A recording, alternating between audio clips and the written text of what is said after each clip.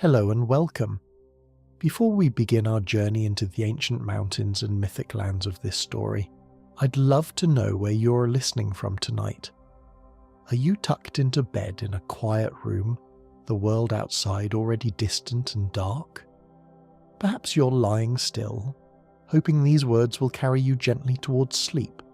Or maybe you're wide awake, genuinely curious, ready to have one of gaming's richest stories told to you in full. Wherever you are, you're welcome here. Take a deep breath. Let your shoulders drop. Let whatever weight you've been carrying today begin to fade. Because tonight, we are going to travel somewhere extraordinary. We are going to step into the world of Black Myth Wukong, a world of golden staffs and celestial armies, of demons with hearts full of grief, of a king sealed in stone and the question that never stopped burning underneath all of it. Why can't he just go home? This is a story that has been told in China for 16 centuries. A story that began as a novel, became a cultural cornerstone, and was eventually transformed into one of the most visually stunning and emotionally layered games ever made. And most Western players, even those who have completed it, only understood part of what they were experiencing. Tonight we're going to understand all of it. Don't worry about following every detail. This isn't a test. Let the words wash over you. If you drift away somewhere in the middle, that's perfect. If you find yourself too fascinated to sleep, that's wonderful too. There is no wrong way to be here. We'll begin before the game begins with the story the game was built on. We'll travel through each chapter, through each demon's buried history, through the love story that breaks your heart quietly in Chapter 4, through the fire that never goes out in Chapter 5. We'll reach the ending, both endings, and we'll understand finally what the headband means and why it matters. So close your eyes if you'd like. Let the tension drain away. And let me tell you the story of a monkey who completed the greatest journey in the history of myth, was offered everything as his reward and said no, because home was worth more.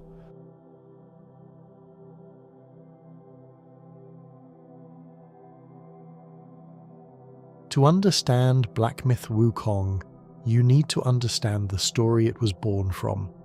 Journey to the West is one of the 4 great classical novels of Chinese literature, written in the 16th century, 100 chapters long. It has been adapted into operas, television series, films, comics, and countless other forms across 16 centuries of Chinese cultural life. It is, in its way, as foundational to Chinese storytelling as Homer is to Western literature. And at the centre of it is Sun Wukong, the Monkey King. He wasn't always a king, he was born from a stone. Literally from a stone egg on a mountain called Flower Fruit Mountain, cracked open by wind and sunlight one morning when the world decided it needed something new in it. He emerged fully formed, with golden eyes that shot fire into the sky. He gathered other monkeys around him, discovered a waterfall cave behind a curtain of water, declared himself their king, and immediately decided that being king of a mountain was not enough. He travelled far to find a master who could teach him deeper arts. He found one. He learned the 72 transformations, the ability to become any person, any animal, any object he chose. He learned the cloud somersault, a technique that could carry him 108,000 li in a single leap. He learned things that no ordinary being should be able to learn, and he absorbed them faster than any student his master had ever seen. Then he went home and decided he needed a better weapon. He travelled to the underwater palace of the Dragon King of the Eastern Sea and took the Rui Jingubang, a pillar of iron so large it had been used to measure the depths of the ocean. It could shrink to the size of a needle to fit behind his ear. It could grow large enough to fill the sky.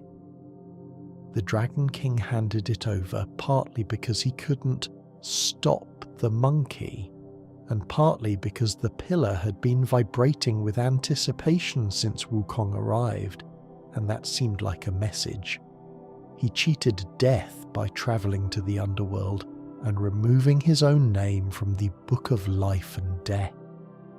He caused such chaos in the celestial court that eventually the Jade Emperor, ruler of heaven, tried to contain him through employment. He gave Wukong a title, Keeper of the Heavenly Horses, which was essentially a stable hand's position. Wukong found this insulting and said so loudly. Heaven sent armies. Wukong defeated all of them. Eventually the Buddha himself came and made a bet. If Wukong could somersault out of the palm of his hand, he could have anything he wanted. Wukong somersaulted to what he was certain was the end of the universe, left his mark on the last pillar, and somersaulted back to claim victory. He had been in the Buddha's palm the entire time. The 5 pillars were the Buddha's fingers. Wukong was sealed under a mountain, the 5 Elements Mountain, as punishment. Not killed, imprisoned, sustained. Made to endure 500 years of stillness under stone while the world moved on without him. 500 years. Just sit with that for a moment. When the monk Tang Sanzang passed by on his pilgrimage to retrieve the sacred scriptures from the Buddha's western realm, he heard the monkey calling from under the mountain. He approached. He removed the seal. Wukong was free, in exchange for one thing. He would escort the monk to the west and back. He would protect him. He would complete the journey. He agreed. The journey is the novel. 81 trials, demons who wanted to eat the monk's flesh to gain immortality, kingdoms corrupted and enchanted, a river of flowing sand, mountains of fire, a nation that enslaved its monks, a cave of spider women. 3 companions joined along the way, Bajie, the pig demon, Wu Jing, the sand monk. A dragon prince turned into a white horse. They completed the journey. The scriptures were retrieved. The monk achieved enlightenment. And Sun Wukong, for everything he had survived, for every battle he had won, and every demon he had defeated over years of the hardest road in the world, was offered Buddhahood, elevation, a title, a throne in the celestial court. He accepted it. He went to the mountain where the Buddhas resided. He was given his place among the enlightened, and then he left. He went home, back to Flower Fruit Mountain, back to his people, back to the air that tasted like freedom, without asking permission, without giving notice. Because it was home, and he had never truly stopped being the king of that mountain even when he was being something else for someone else's purposes. This is where Black Myth Wukong begins, not with the victory, with what happened after it. There is something worth knowing about his name before we go any further. Sun Wukong. The 3 characters that make up his name carry weight in the original Chinese. Sun is his surname, the clan name that connects him to his people. Wu means awakened, or to become aware of something. Kong means emptiness, the Buddhist concept of sunyata, the fundamental insubstantiality of things that seem most solid. Awakened to emptiness. That is what his name means. He was born from a stone.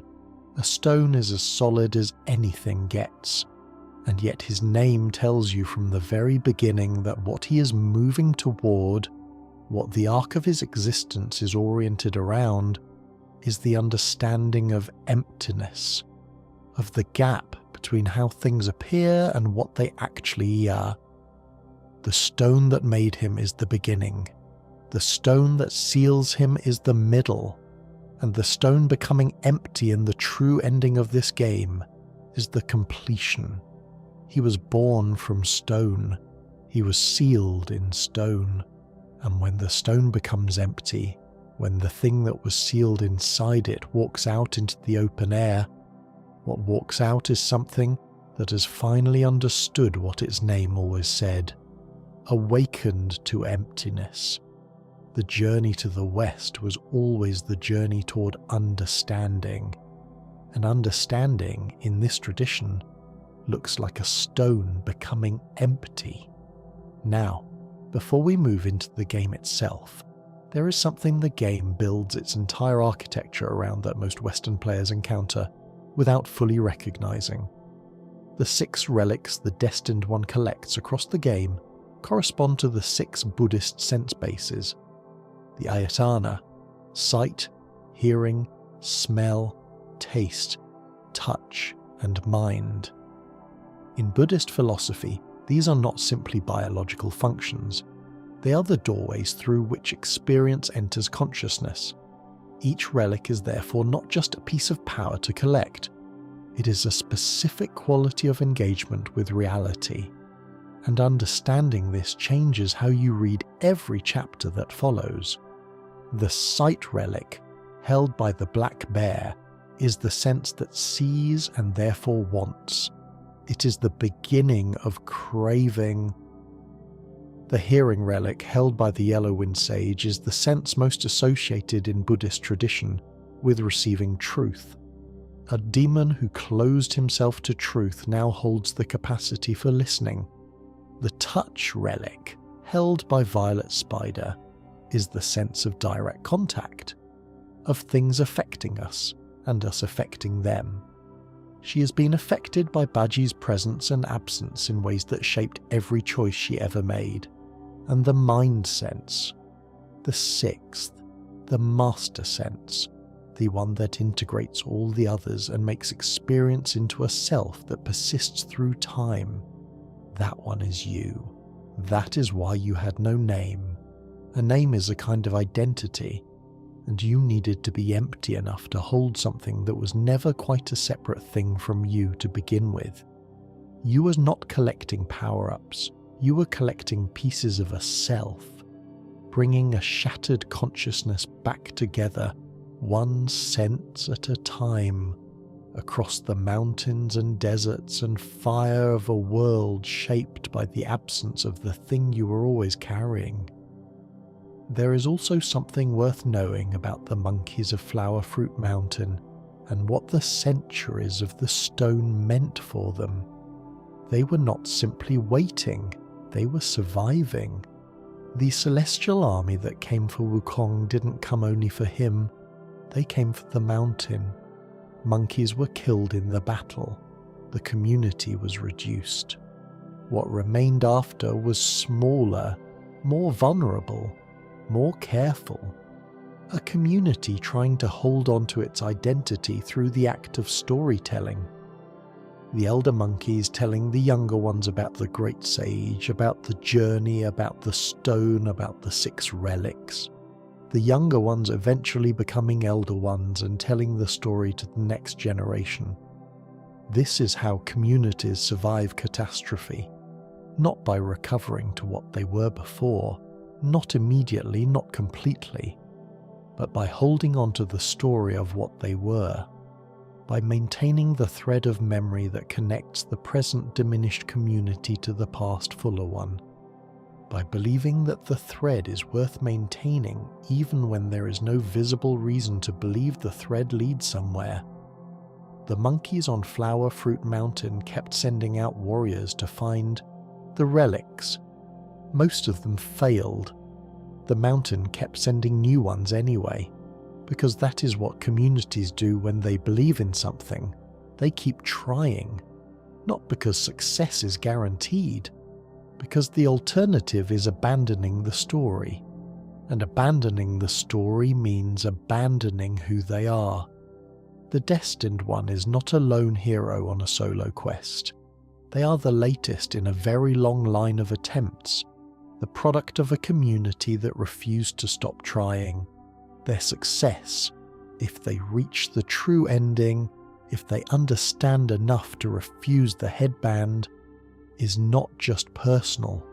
It is the result of every Destined One who went before them and failed, each attempt narrowing the parameters, teaching the mountains something about what kind of person was needed. The community's patience made the moment possible.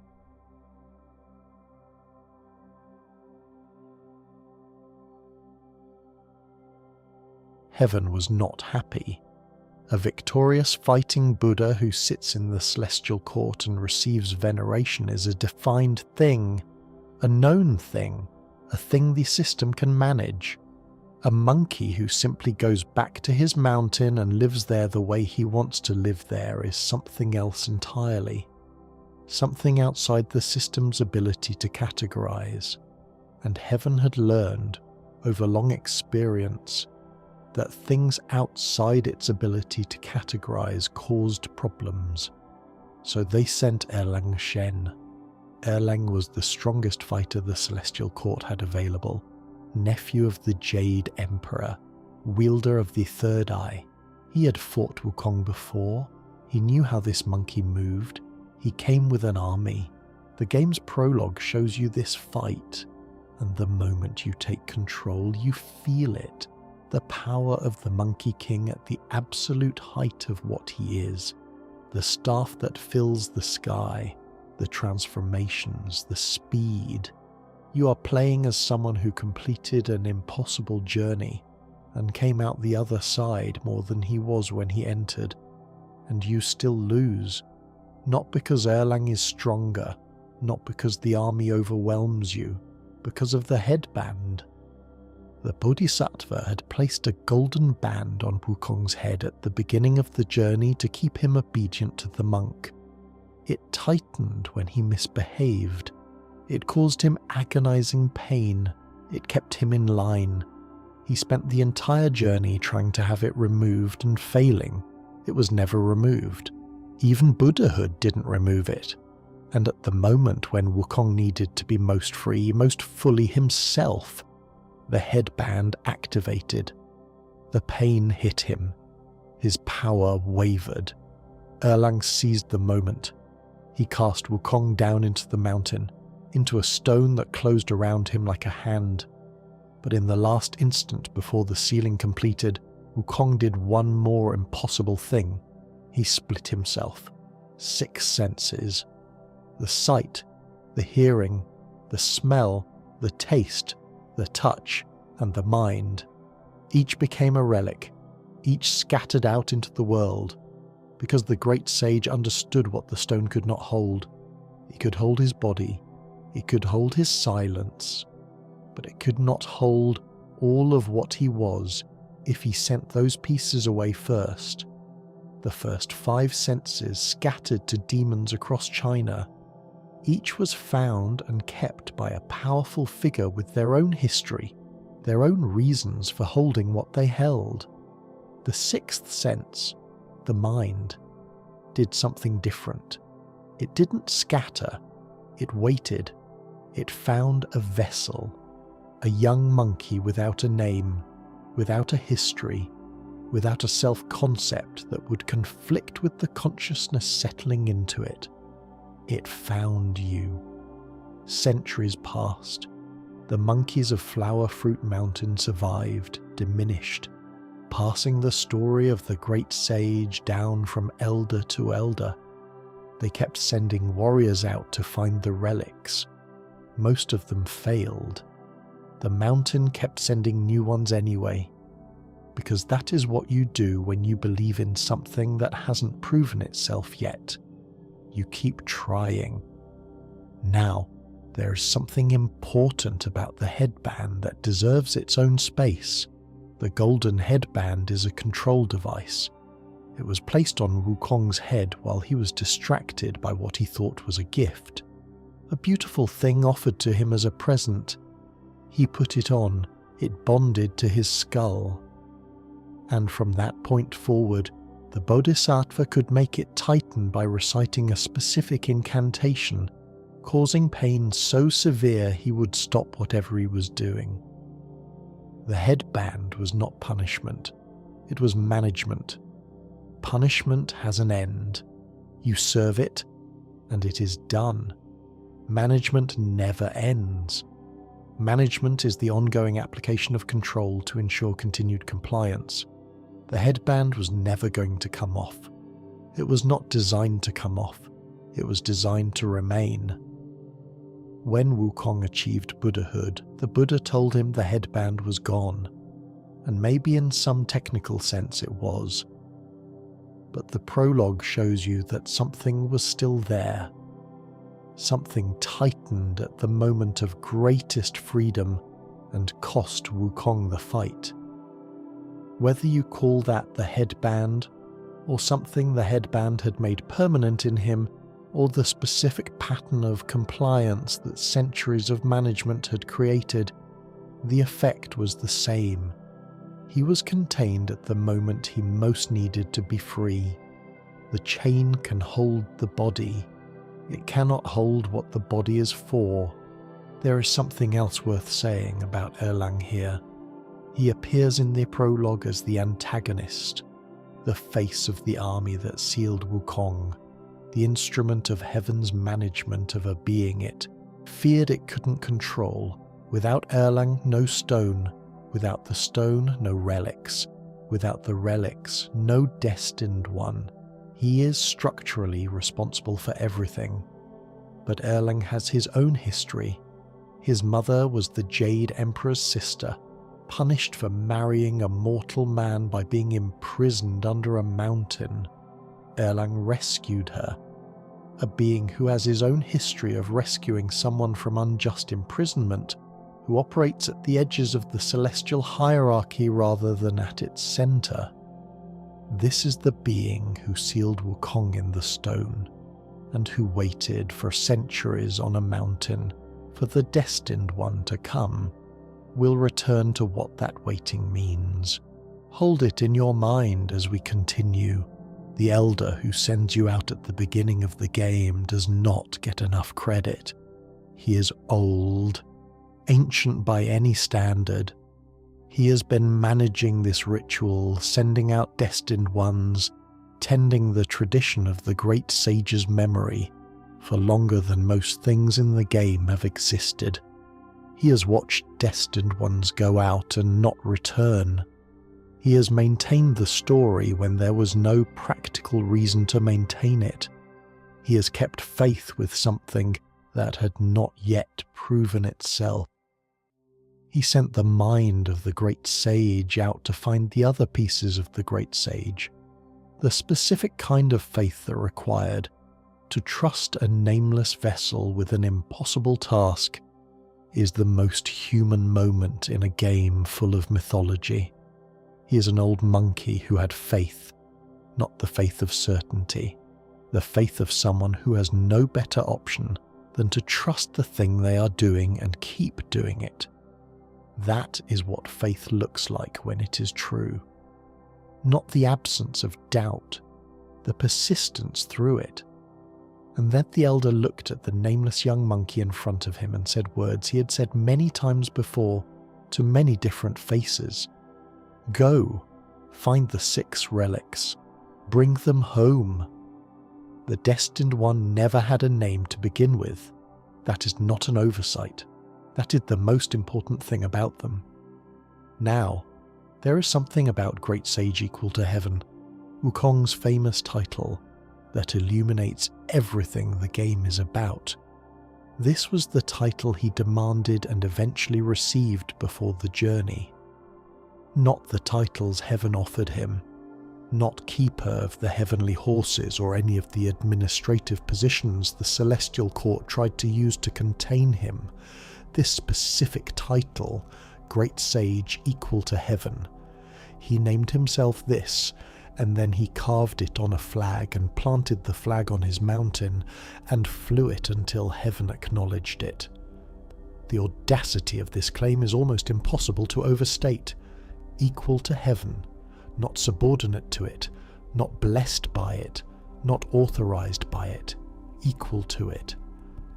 A monkey who came from a stone on a mountain, demanding that the bureaucracy of the cosmos acknowledge that he stands at its level. He got the title, not willingly, not because heaven agreed with his assessment, because heaven, having exhausted every other option, decided that the title was worth giving if it would calm him down. They gave him the words. They did not give him the reality the words described.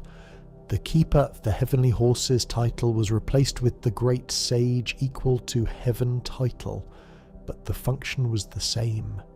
He was inside the system now, with a title that sounded important, and the system hoped that would be enough. It wasn't. This is what happens when you give a being who values freedom a title rather than the actual thing. They look through the title to what it means in practice, find that it means nothing, and act accordingly. The journey to the West was the real containment strategy, not the title.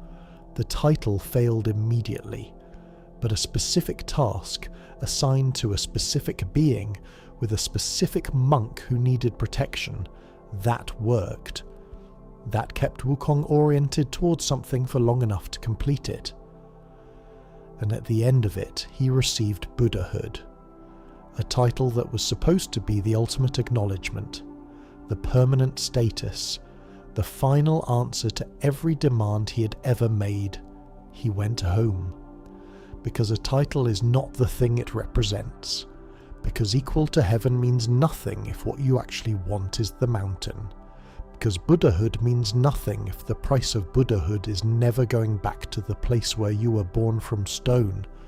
There is a way of reading the entire Celestial Court's relationship with Wukong that the game quietly suggests and never states outright.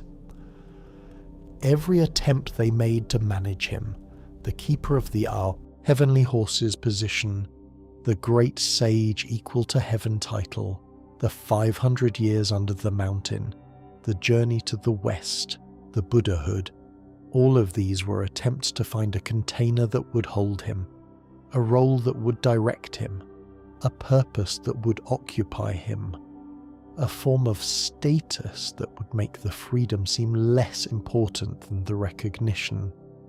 None of them worked. Not finally, not permanently, not in the way that matters. Because the thing about genuine freedom is that it cannot be substituted for. You can give a free being every form of compensation and recognition and status that the system has available, and they will still feel the absence of the thing that was supposed to be substituted for. Because compensation is not the thing, recognition is not the thing, status is not the thing, the mountain is the thing, the air that tastes like what he is, the ground he was born from, the people who kept his story alive in his absence. That is the thing, and there is no title that replaces it. Heaven learned this slowly. The game shows you how slowly. Every attempt to contain Wukong that looks like a solution is actually just the next version of the same attempt. The stone is the most honest version.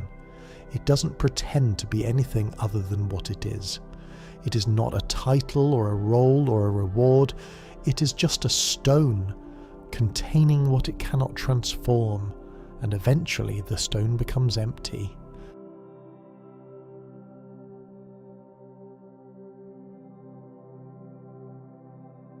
The game begins, and you are nobody. A young monkey with no name sent toward a relic called the Craving Eyes, the first of Wukong's 6 senses. It's somewhere on Blackwind Mountain. The Elder gives you almost nothing else to go on. What you find there is not a monster's lair. It's a story about greed and friendship, and a debt that can't be repaid even by a century of trying. Long before the journey to the West, before any of the events of the novel had happened, There was a young monk who wandered into a forest and met a black bear spirit. The bear was ancient and powerful and had no particular reason to be kind to a wandering child. But he was kind. He gave the boy gold and silver. He shared techniques of cultivation that he had learned over his long years on the mountain. He checked on him as the seasons passed. They became, against all expectation, friends. That boy grew up to be Elder Jinchi, the abbot of the Guanyin Zen temple, the most senior monk of his institution, venerated by hundreds, extended in life by the cultivation techniques the bear had taught him, and consumed, quietly, by an appetite that his decades of religious practice had never resolved. Jinchi collected kasayas, sacred robes, the garments that monks wear as symbols of their rank and achievement. He had hundreds of them. He kept acquiring more. He had confused the symbol for the thing it was supposed to represent, and he had never once noticed the confusion. When Tang Sanzang's group passed through his temple, and the monk showed Jinchi his kasaya, woven with gold thread, set with precious stones, the finest robe the elder had ever seen, something in him broke, quietly, without announcement, but completely. His disciples saw the wanting in his eyes and decided to act on it. They planned to burn the pilgrims' lodgings that night, kill everyone inside, take the robe from the ashes in the morning. Sun Wukong overheard them, and Wukong being Wukong did not simply stop the plan. He turned it against them.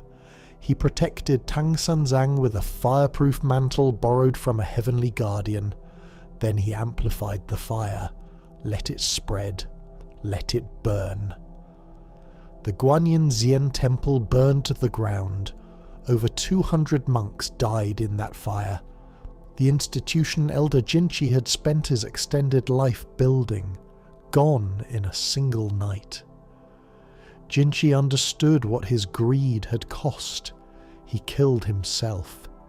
He bashed his head against the wall of the burning temple until he died. His ghost remained in the ruins afterward, still possessed by the fixation that had destroyed everything, still muttering about the robe he never touched. The black bear demon had come to put out the fire. He arrived too late. But in the aftermath, he found the robe where it had fallen in the chaos, and he took it, not with malice, not with planning. The way that a creature with a long friendship with a man obsessed by beautiful things takes something beautiful in the wake of disaster. He was confronted by Wukong, subdued by the Bodhisattva Guanyin, made to wear a golden headband, smaller than Wukong's but functionally the same, and appointed guardian of her sacred bamboo grove. He spent his years there genuinely trying to become something better, eating bamboo shoots, drinking homemade brew, learning patience the slow way through the daily practice of it. When Wukong fell and the relics scattered, Guanyin named the bear for the battle. He didn't want to go, but he went because she named him, and he respected her enough not to refuse. And as reward for his reluctant service, he was given the craving eyes, the sight relic, and sent back to Blackwind Mountain to rule it again. He enshrined the relic at the top of a pagoda. He tried to absorb its power and couldn't, so he kept it safe, governed the mountain as best he could, and built 3 great bells in the highlands, 3 bells that no one understood. Not even the local earth god, who paid close attention to such things. The bells were for Jinchi. Ring them in sequence, and they open a passage back to the old monastery. Back to the ghost of the man who destroyed everything through hunger for something that was never his. The bear couldn't undo what happened, couldn't return the lives lost in the fire, couldn't unmake the desire that caused it, but he could build 3 bells and ring them and hope the sound was enough for a dead man's obsession to finally release. Nobody understood that. He built them anyway. Think about what the bells represent. The Black Bear Demon is a powerful entity. He has genuine authority, genuine capability, genuine presence, and his response to a century of guilt over the death of a friend is not to seek revenge. It is not to try to undo what happened. It is to build 3 bells in a specific arrangement and ring them in sequence so that a ghost might finally hear something and let go. He doesn't tell anyone what the bells are for. He builds them quietly. The local earth god noticed the bells and had no idea what their purpose was. None of the demons under his authority understood. He built them in private, as a private act of grief made physical, and then he went back to governing the mountain. That is what guilt looks like in this story. Not dramatic, not performative. Just a bear building 3 bells and hoping the sound carries somewhere it needs to go. When you ring all 3 bells and the passage opens and you fight the ghost of Elder Jinchi in the ancient Guanyin temple, you are completing what the bear started. You are giving Jinchi the confrontation that the bells were built to create. The bear built the door. You walk through it. Now, greed in this chapter is not simple. It is not a cartoon quality that marks someone as obviously bad from the beginning. Elder Jinchi was not always the man who burned 200 monks to get a robe. He was a child who wandered into a forest and met a bear spirit who was kind to him. He was building something, an institution, a practice, a life. At some point the appetite turned. The same hunger that drove him toward mastery of the craft turned toward the symbols of that mastery rather than the mastery itself. The robes that were supposed to mark achievement became the thing he was actually achieving. The inside hollowed out, and the outside became everything. This happened slowly. One robe that was genuinely meaningful, then another that was merely beautiful, then 100 that filled the space where meaning used to be, then 1,000 that couldn't fill it no matter how many arrived. That is what greed actually is. Not the wanting, the failure to stop. The black bear watched the accumulation happen and didn't name what he was watching, not out of cruelty, out of the specific blind spot of friendship. We often cannot see the thing that is slowly consuming someone we love until it has consumed them. He built the bells because he could not stop the fire. The bells are what you do when you understand too late. This is what you walk into as the Destined One. Not a stronghold of evil, a mountain ruled by a bear trying, with everything he has, to honor a friendship that ended in catastrophe.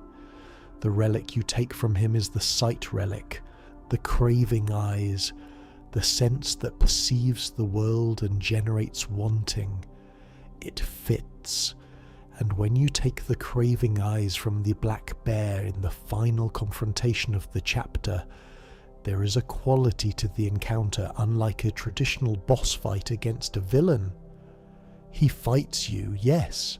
He uses fire and power and the full force of whatever he has.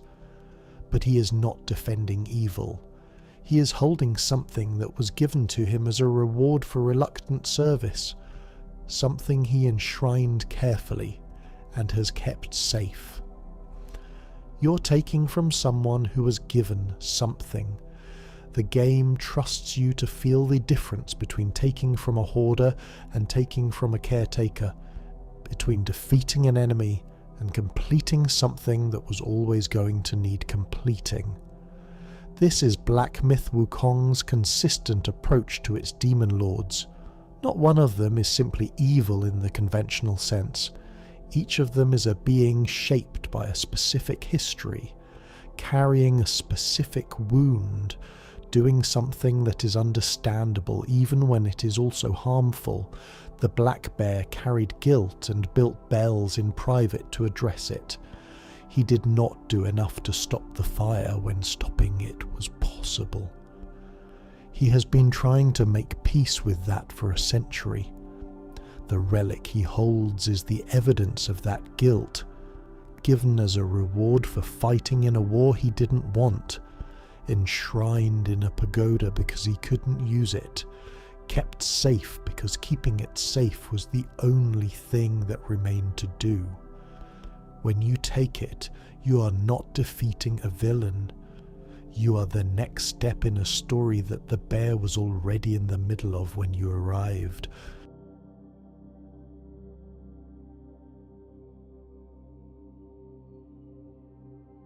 The second chapter drops you into a desert without warning.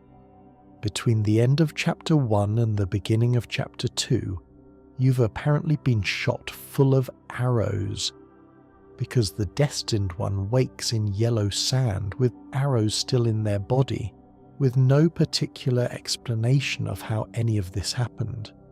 The game doesn't apologize for this. The stories matter. The travel between them does not. The Yellow Wind Ridge is a place of buried consequence.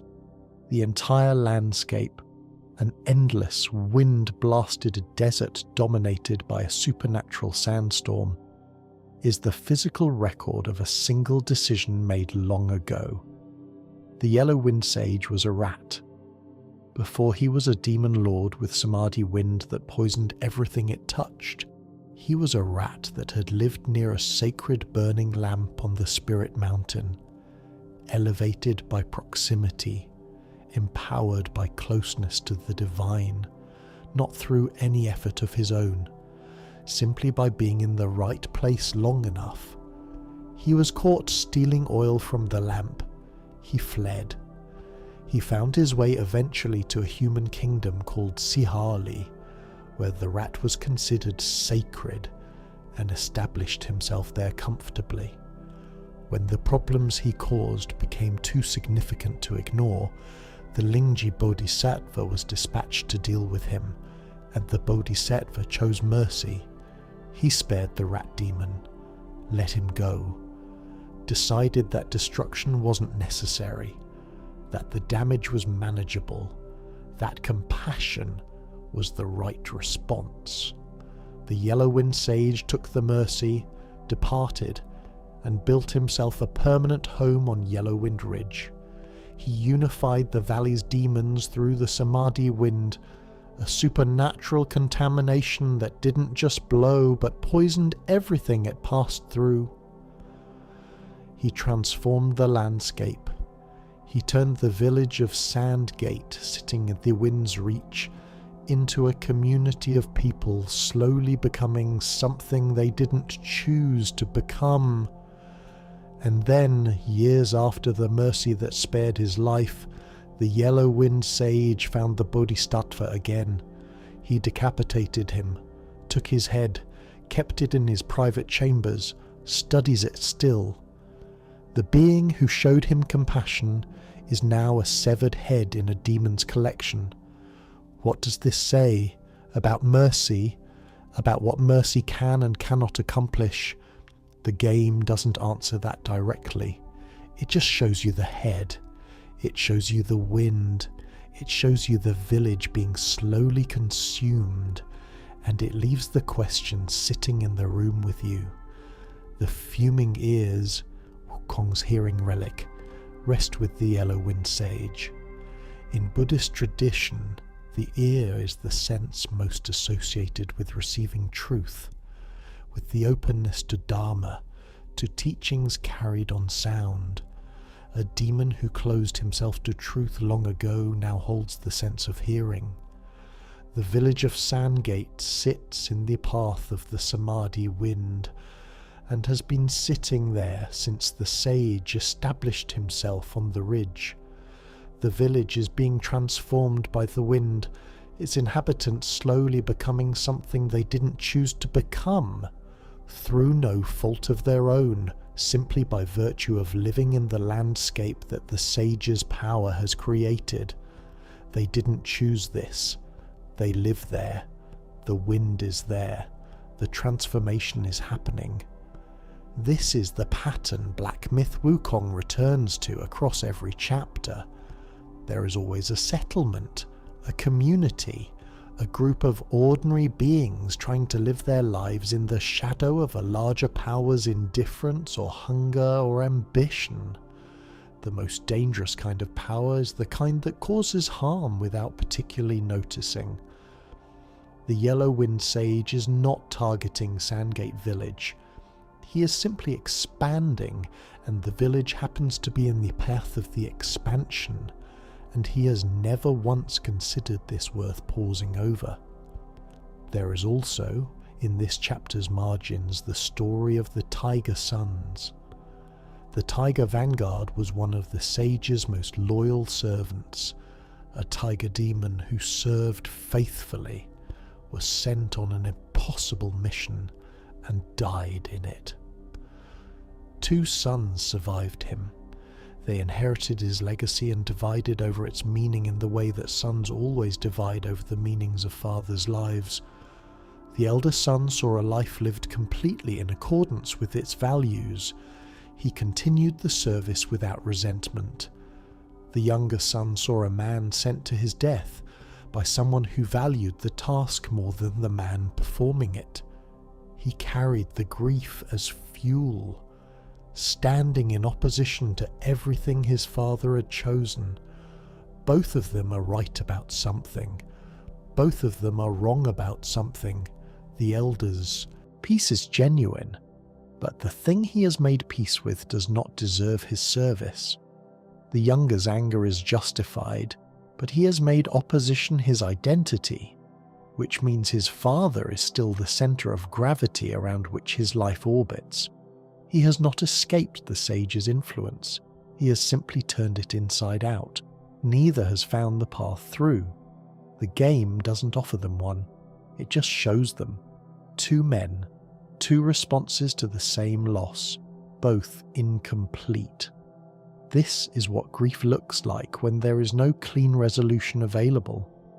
When the loss was caused by something too large and too systemic to be simply forgiven or simply avenged. When you're left holding the weight of it, and the only question is which way you orient yourself to carry it. The game trusts that you recognize this. Because you do. There is one more thing worth sitting with in Chapter 4 before we move on. The village of Sandgate. Because the story of the Yellow Wind Ridge is not only the story of the demon who rules it, and the Bodhisattva whose head sits in his chambers.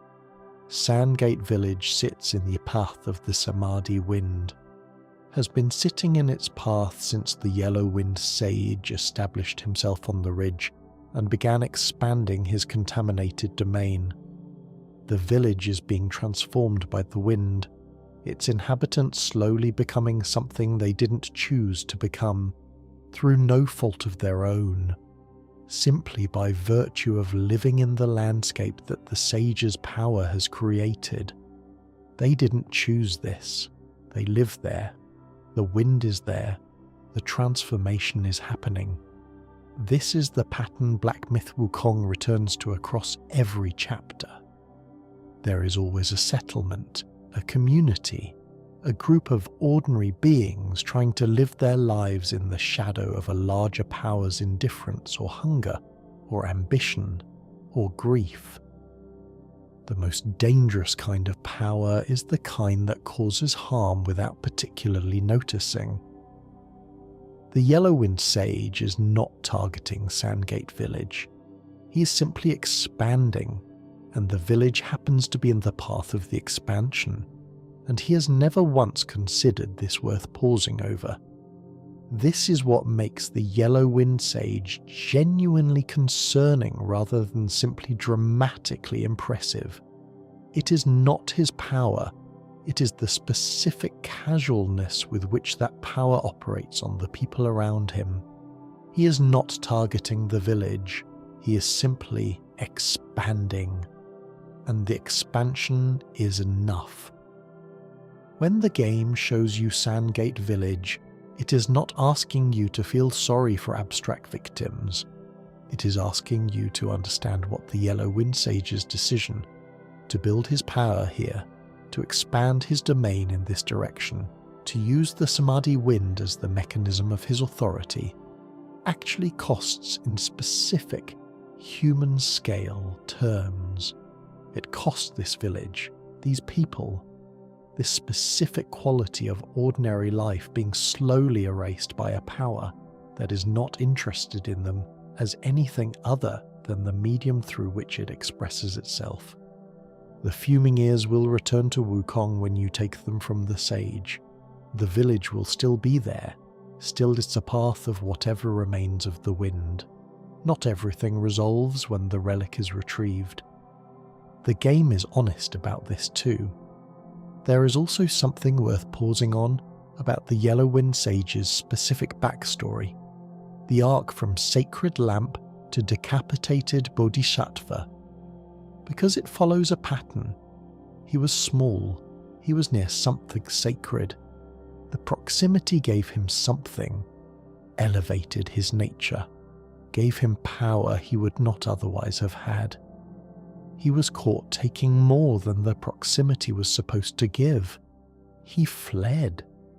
He found a place where he could be positioned as something greater than he was. He built power there. He repaid the being who showed him mercy with violence.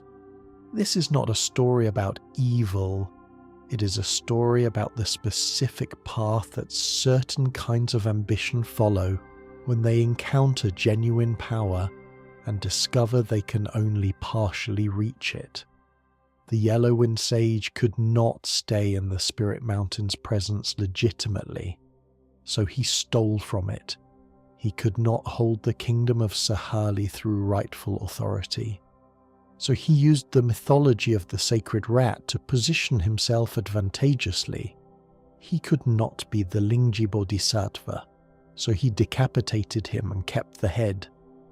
Each step is the same step. Take what you cannot earn.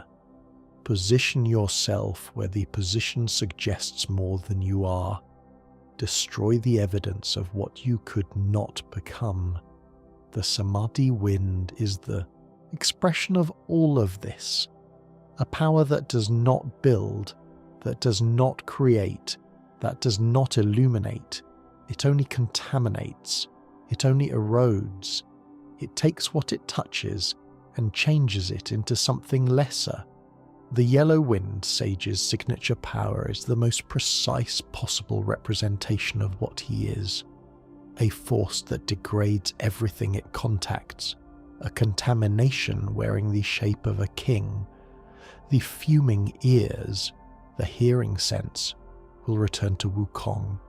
And maybe somewhere in the mythology that keeps going after this telling, the wind will eventually stop. Maybe not. The game does not promise resolution. It promises honesty about what things are.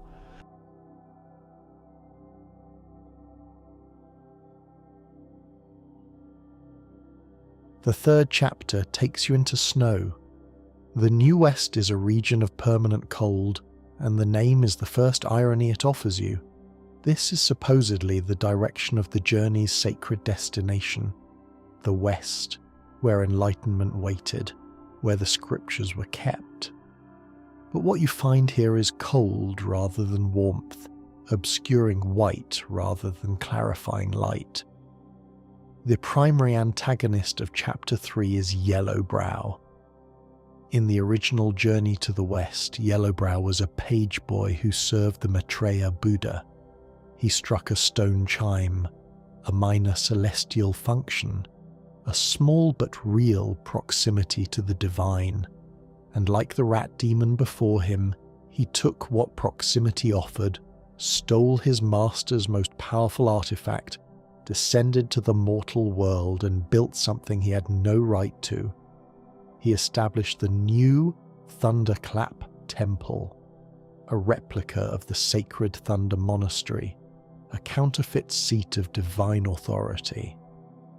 He positioned himself as the Maitreya, the Buddha of the future, and gathered followers who genuinely believed they were serving the next enlightened one. They weren't. They were worshipping a thief. What Yellowbrow does with his false temple is a specific evil of Chapter 3. The Black Bear had greed. The Yellowwind Sage had ingratitude and violence. Yellowbrow has deception. He builds a beautiful structure and fills it with genuine devotees whose sincerity he has no right to receive. The followers who pray in his temple pray real prayers. They simply pray to the wrong being. His evil is not dramatic. He does not burn villages. He does not poison landscapes. He builds a temple, sits in meditation, accepts veneration from followers who come to him with genuine devotion, and allows them to believe they are in the presence of the Buddha of the future. This is the specific evil of Yellowbrow, not what he does to his followers directly, what he does to the idea of their devotion. They're praying real prayers, performing genuine acts of faith, and none of that sincerity reaches anything worthy of it. It lands on a thief in a monk's robe who was close enough to the divine once to understand how to perform its appearance. There is a version of this everywhere. The institution that maintains all the forms of service while hollowing out the actual service. The leader who knows the language of care and uses it to accumulate loyalty they have no intention of honouring. The system that asks for your trust and uses it to secure its own position. Yellowbrow is the most recognisable villain in the game because he requires the least amount of mythological context to understand.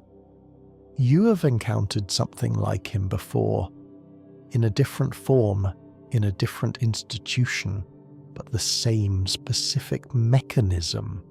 The sincerity of the people inside the structure being used to sustain a structure that has no actual relationship to the thing it claims to be. Chapter 3 is also where the game hides its most structurally important secret. Somewhere in the Grand Pagoda you explore during this chapter is the hidden path, the Lung Scale quest, the entrance to Mount May. If you find it, if you follow it all the way, you will eventually reach a place where Erlang Shen is waiting. One last fight, and after the fight, words that reframe the entire game. We'll come back to that. Hold it in your mind as we continue. There is something else worth noting about Chapter 3 that gets overlooked in most tellings. The followers in Yellowbrow's temple are praying sincerely to a being who has no right to their prayers. Not evil, not foolish, simply trusting the structure they were given access to because trust is what people do when the structure looks convincing enough.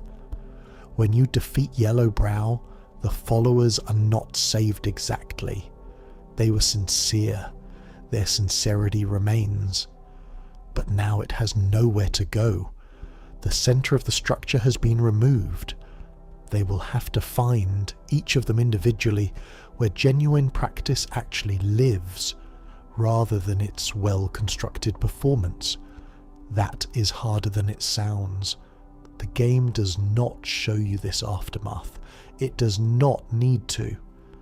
The question of what happens to sincere people when the false structure they trusted is dismantled, that is a question you carry out of the game with you.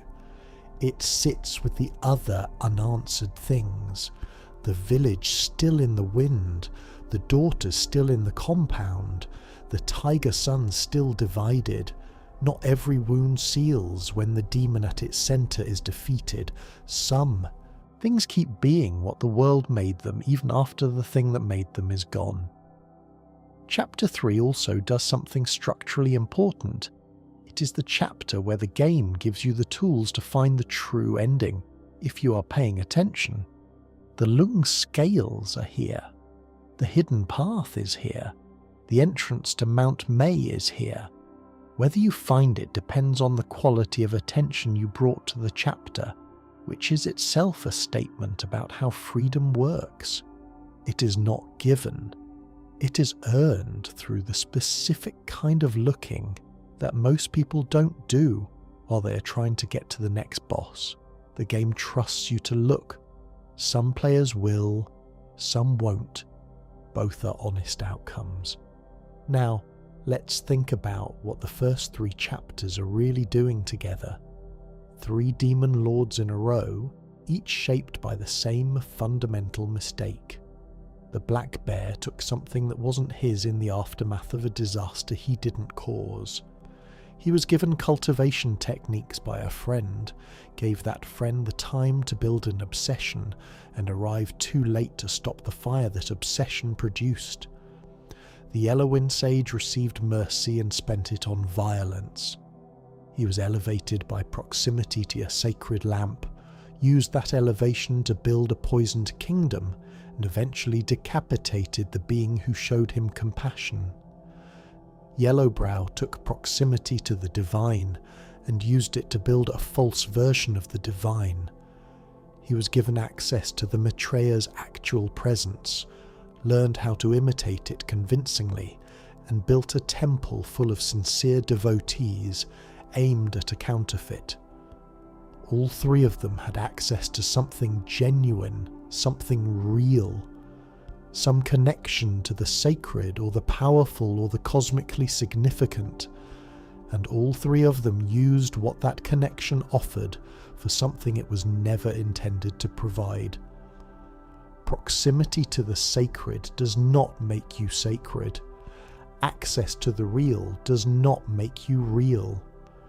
Understanding how something genuine works does not mean you are that genuine thing. This is what the 3 opening chapters of Black Myth Wukong are saying, each in its own register. And it is the foundation for understanding why the game's central question, what Wukong's freedom means, why the headband is what it is, carries the weight it carries, because Wukong is the opposite of all 3 of them. His claim to freedom is not based on proximity or imitation or the skillful use of access. It is based on nature, on being exactly and completely what he is. He was born from the mountain. He belongs to it the way that origin belongs to the thing it produced.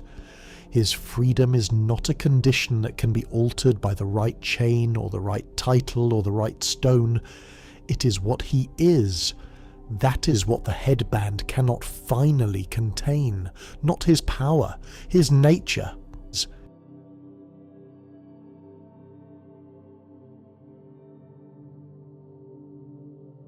If someone asks you which chapter of Black Myth Wukong will stay with you longest, you'll probably say Chapter 4. Most people do. The webbed hollow is Bajie's chapter. Bajie, the pig demon, Marshal Tianpeng fallen from heaven, the second of Wukong's companions on the journey. He is present throughout Chapter 4 as your guide, your companion, and eventually as a boss you have to fight. And the story the game tells about him here is built from one of the novel's most briefly sketched moments and expanded into something with genuine unexpected weight. Before Bajie was a pig, he was Admiral Tianpeng, a celestial officer of high standing, handsome, powerful, comfortable in the courts of heaven in the way that beings of high rank are always comfortable. And then one day he went to the Moon Palace on a routine errand and saw a maid. She was beautiful. More than that, she was specific. She was not interchangeable with other beautiful maidens of the celestial court. She was precisely herself, and the combination of her specificity and her beauty undid him completely, in the way that genuine attachment always undoes people, not infatuation.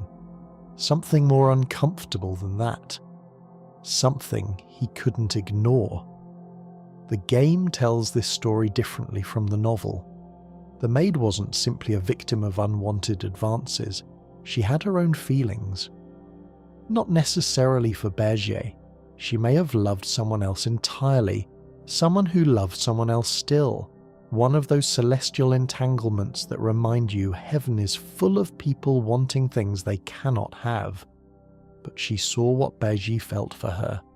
She saw how completely and helplessly he felt it, and something in being seen that way, and being the object of love that raw and unguarded, moved her in ways she hadn't expected, not with equal love, but with something.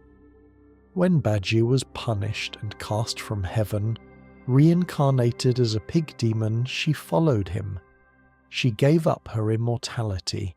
She surrendered her place in the celestial court, her rank, her existence as a heavenly maiden, and descended into the mortal world after a pig demon who had been expelled for a transgression he barely remembered, because what she felt had become stronger than everything else in her life combined. For this transgression, she was transformed, remade as a spider spirit. She made her way to the Pansy Cave, the cave of the spider women from the novel, and she waited. She waited while Bajie wandered the mortal world. She waited while the journey to the west was being arranged. She was still waiting in the cave with her spider sisters on the day that Tang Sanzang's group came through their territory. Bajie saw the spider sisters bathing through a gap in the bamboo. He didn't recognize her. How could he? She looked nothing like she had in heaven. She was old now, by demon standards, transformed by punishment into something that bore no visual resemblance to who she was when this began. But she recognized him. What happened in the cave that night? The game leaves deliberately soft. They were together. Something passed between them. Recognition and old feeling, and the specific intimacy of two beings who've been separately defined by one encounter between them. And then morning came. Wukong told Bajie to kill the spider sisters. Bajie killed all of them except her. He spared her. He didn't know exactly why. Something about her felt familiar in a way he couldn't name. He let her go and went back to the journey without understanding what he had done. She survived by eating the bodies of her sisters. She was barely alive. She was pregnant. She raised 6 daughters in the cave. She built a cloth shop that she named Ju's Compound. Ju for Bajie's surname. Ju also for spider in Mandarin Chinese. Both at once. The name holds both truths simultaneously and doesn't choose between them. The eldest daughter's journal entry mentions that when they met, she and her sisters hadn't been born yet. She's talking about the night Bajie came to the cave. She knows the story. She knows who her father probably is. She carries that knowledge in the specific way of someone who has a father they've never met and know they will never meet. And the shop is named for him anyway, or for the spider, or for both. The name refuses to choose. It holds the ambiguity of the entire situation in a single word that means 2 things simultaneously, and does not apologize for it. She waited again. Not for Bajie to return. She had stopped waiting for that, just for whatever came next. When the 100-eyed Taoist master came looking for allies after Wukong's fall, he offered her one of Wukong's relics and renewed power in exchange for cooperation. She accepted. She had her daughters. She had the compound. She was old. The power meant she could keep going. The relic she holds is the touch sense, the sense of direct contact, of things affecting us and us affecting them, the most immediate and unavoidable of the senses. She spent her entire existence being directly and irreversibly affected by Bajie's presence and his absence. The touch sense belongs to her in the most precise way possible. Bajie moves through Chapter 4 with the quality of someone carrying something heavy they cannot identify. He knows this place has a specific weight. He doesn't fully understand it until the boss fight forces the acknowledgement. The fight with Bajie is not really combat. It's a confrontation. The game making him face what he has been half aware of for the entire chapter. And afterward, reduced by losing in the way that losing sometimes reduces people into their most genuine selves, he looks up at the sky. He doesn't let the tears fall, but they're there. The sigh that follows contains everything. The weight of love he couldn't receive. A family in this cave he didn't know he had. An old spider queen who stopped waiting for him before he arrived, who made peace with his absence and built something else, and who dies in this chapter, in the cave, whether you fight her or simply pass through, because she has been waiting long enough. The game knows this, so it lets her go. Now, before we leave this chapter, there is something worth saying about Bajie himself. If you ask me to name the single most important character in this game, I would not say Wukong, I would say Bajie. Not because Bajie is the most powerful or the most mythologically significant. Wukong is all of those things, Bajie is none of them. Bajie is important because he is the one character in the game who is not reaching for transcendence, not trying to ascend, not seeking immortality or divine contact. Bajie is just trying to get through. He is a pig demon with a complicated history and a specific talent for finding the wrong thing to say in any given situation. He goes forward because going forward is what he does. He accompanies you through Chapter 4 and Chapter 5 not because he has a cosmic purpose, but because he is there and he is trying, and that is what he has to offer. And Chapter 4 reveals that this presence, this persistence, this going forward because there is no other direction, left something real in the world. A woman who followed him into mortality. 6 daughters in a cave. A cloth shop with a name that holds 2 truths at once. He didn't mean to leave that. He didn't plan it. But it happened. And it was real. More real, in some ways, than the elaborate cosmic projects of every other figure in the game, because it was not planned by anyone, not arranged by any power, not served by any system. It was just 2 beings, one night, something that mattered. Bajie's sigh at the end of Chapter 4 is the emotional centre of the game, not the cosmic revelation in Chapter 6, not the headband falling in the true ending, the sigh. Because the sigh is what it sounds like when a being who is not extraordinary finally understands something extraordinary that he accidentally made, something he cannot retrieve, cannot change, cannot do anything about except carry forward, which he does. Into Chapter 5, into the fire, into the sky he looks at on his way there. Going forward because forward is the only direction, that is Bajie. That was always Bajie. Now let's give Violet Spider, the Spider Queen, the old woman in the cave, the space she deserves. Because she is the most quietly extraordinary figure in this chapter, and she is the easiest one to overlook because she is not fighting you in the main story. She is simply there, old and powerful, and waiting to be encountered or not encountered depending on the path you take. She gave up immortality. Let that land for a moment. Every demon in every chapter of this game is either pursuing immortality or holding power, gained through proximity to the divine, or seeking some form of transcendence beyond mortal limitations. Immortality is the currency of the mythology. It is what everyone wants. It is what the yellow-winged sage sought by planning to eat the monk's flesh. It is what Red Boy pursued. It is what the entire tradition of cultivation in this world is oriented around. Violet Spider had it. She was a heavenly maiden with a place in the celestial court. She had everything that every demon in every chapter is straining toward. She had it, and she gave it away. For a pig demon she had spent one night with.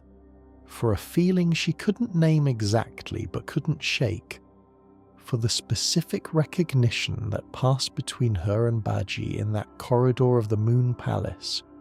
The recognition of someone seeing you completely, and you understanding that being seen that completely matters more than anything the court can offer.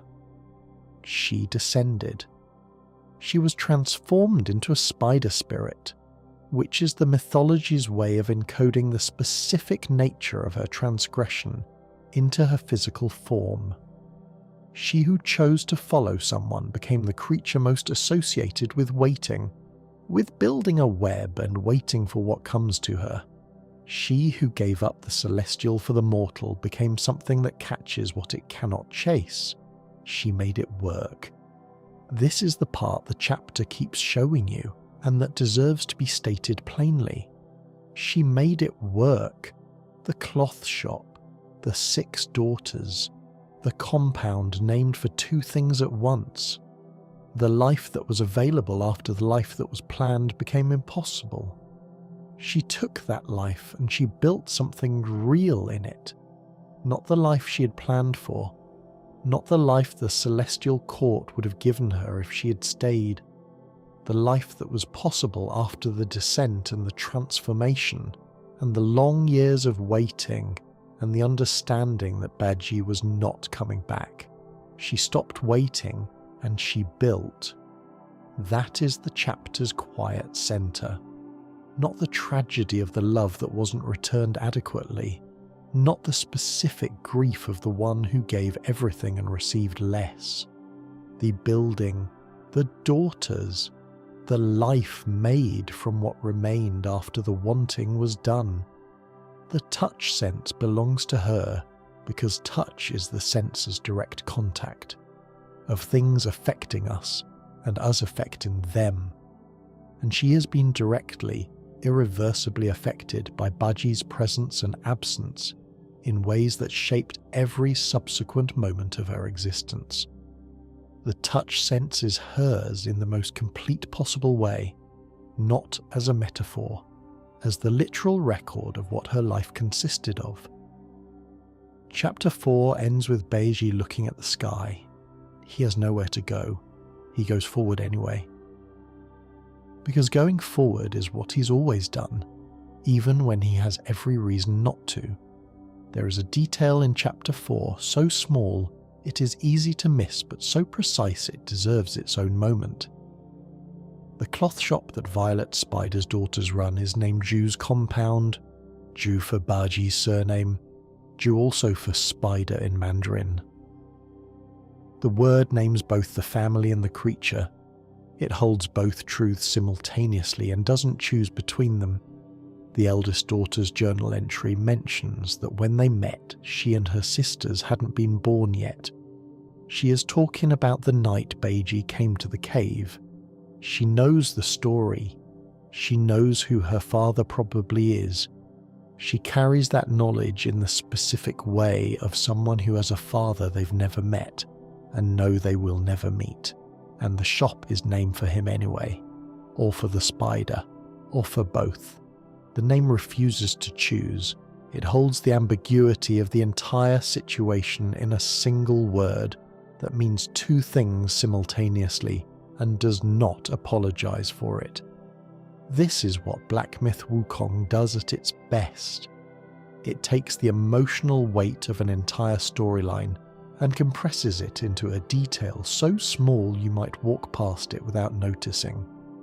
The shop name is the entire Chapter 4 story in 2 syllables. The love that followed and transformed and waited and built. the father who will never fully understand what he left behind, the daughters who carry both names because they are both things. That is not tragedy in the dramatic sense. It is something quieter, the specific truth of lives that are complicated by love that wasn't simple, sustained by people who kept going anyway, name for the fullness of what actually happened rather than the simplified version that would be easier to put on a sign.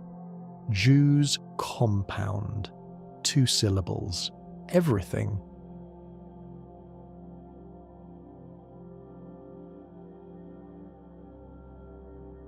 Chapter 5 takes you to the Flaming Mountains, all fire and volcanic rock and the kind of heat that suggests something has been burning here for a very long time, which it has. Because in the mythology of the novel, the Flaming Mountains were created by a young Wukong kicking over Laozi's 8 trigrams furnace during one of his celestial rebellions. A coal fell to earth and has been burning ever since. Before they were mountains of fire, they were just mountains. Before the coal fell, they were ordinary stone. The fire that defines them was not part of their original nature. It was an accident, a consequence of something that had nothing to do with them, and now they are defined by it, named for it. Their entire existence organised around a quality that a falling coal gave them on a day when Wukong was busy doing something else entirely. This connects to everything the chapter is about. Red Boy didn't choose his parents. Princess Iron Fan didn't choose the arrangement. The Bull King didn't choose the truth he was eventually told. All of them are living in the landscape of consequences they didn't cause, defined by the specific quality those consequences gave them. This chapter belongs to the Bull Demon King, and to Princess Iron Fan, and to their son Red Boy, and to the specific tragedy of a family broken by secrets, and the long cost of being used as a front for purposes you didn't choose. The Bull Demon King was Wukong's sworn brother. In Chinese tradition, sworn brotherhood is not a casual bond. It is a formal commitment of loyalty and mutual aid that carries real weight. These two chose each other in the years when Wukong was young and making his way in the world. They were equals, or close enough that the difference didn't matter. They were genuinely fond of each other. Princess Iron Fan had a complicated backstory. She was not originally from the Bull King's world. She was the Rakshasa woman, a princess of a kingdom destroyed by the Spirit Mountain, taken in as a disciple by Laozi himself. She was given the Banana Fan, the only artifact that can extinguish the Flaming Mountain's fire, as a gift. She was married to the Bull King, but the game suggests this was an arrangement serving purposes larger than either of them, that Laozi had reasons for this pairing that the Bull King was never told. She did not design any of this. She was moved through it. And Red Boy, their son, was not entirely their son. Iron Fan eventually told the Bull King the truth of Red Boy's origins. That was complicated. That the Bull King had been positioned as a front. That the child he raised as his own had origins he didn't fully know. The Bull King's response was not rage. It was not destruction. He simply left. He found someone else, the jade-faced fox, a demon woman who offered something the Iron Fan situation no longer could. He had a daughter named Ping Ping with her. He and Iron Fan remained technically married, living parallel lives that no longer crossed. Red Boy grew up at the intersection of all of this. He inherited fire, specifically samadhi fire that burned cold rather than hot. Not warm like normal flame. Cold. The fire that should give heat and doesn't. The sun who should have an uncomplicated place to stand and doesn't. These are not separate facts. They are the same fact told two ways. He grew up in the space between two parents who had stopped being able to give each other what the other needed, who maintained the structure of a family while the feeling that makes a structure into a home had already gone. He was raised in the middle of that absence, and his fire reflects it. In the original novel, Red Boy kidnapped Tang Zanzang hoping to eat his flesh for immortality. The Bodhisattva Guanyin subdued him with golden headbands, the same device used on Wukong. He became her disciple. He wears the headband. He is contained by it. Another being of genuine and extraordinary power, placed in a chain, continuing forward inside that chain because there is no path that doesn't involve the chain. He is the most direct parallel to Wukong in the entire game, and the game does not resolve his story. He is still fighting in Chapter 5, still cold, still shaped by origins he didn't choose. Not every story of constrained power resolves in the time it gets to tell itself. This too is honest. Bajie accompanies you through Chapter 5. Having walked out of Chapter 4 carrying everything that chapter revealed, he turns to what he always does: involvement, presence, moving forward through problems by being there. He tries to disguise himself as Rakshasi, as Princess Iron Fan, to navigate the flaming mountains without more violence. The disguise fails, in the specific way that plans built on false premises always fail. Not catastrophically, just through the accumulation of details that the false premise can't sustain. The chapter's ending cutscene is the game's most direct statement about Wukong and the Bull King. It shows Wukong dying in the Bull King's arms. Two sworn brothers, one dead, one watching it happen. A flashback to when they were young and chose each other. Then the two of them on opposite sides of the Celestial War. And then, impossibly, reconciliation. Wukong apologizes. He apologizes for not being able to help the Bull King and Red Boy through what they faced. A dead man's apology. An apology that arrived centuries too late and mattered anyway. The cutscene doesn't explain this. It doesn't have to. It just shows it and lets you sit with what it means. There is something about Princess Iron Fan that the chapter never quite gives enough space to. She appears in Chapter 5 as a figure in the background of other people's stories. The Bull King's wife, Red Boy's mother, the holder of the banana fan, the person the whole chapter keeps circling around without quite landing on. She was the Rakshasa woman before she was anything else, a princess of a kingdom that was destroyed, not by anything she did, not by any choice she made.